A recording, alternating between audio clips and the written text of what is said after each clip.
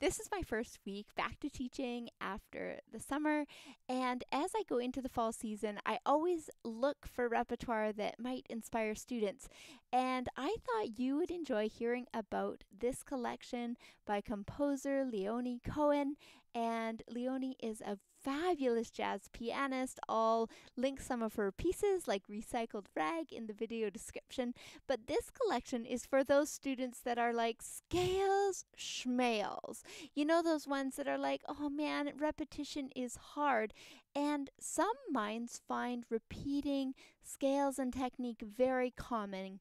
And for others, it might just be a path to boredom. So I admit that I was that student that needed some detours, and I often created the detours for myself.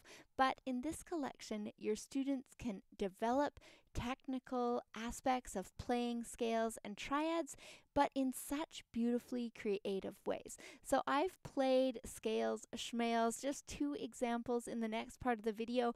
And one thing I like too is Leonie's really thought through not only the harmony and the beautiful sounds that are created, but actually the finger planning that students will need. So they actually learn part of the scale that's even sometimes the more difficult part by playing these pieces. So for example, we start out beautifully with this repeated note in the right hand, and then we start in C major, and then we detour to E flat major, or C minor, sorry.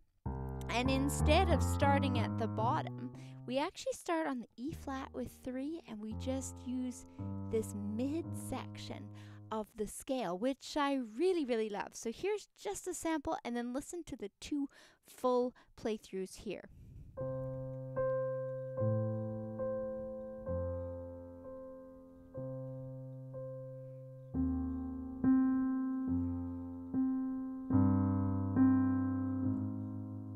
So I love that you've got that little bit of this middle section of C minor. You could also use it, of course, for E flat major, but I think it sounds C minorish to me with the C in the top.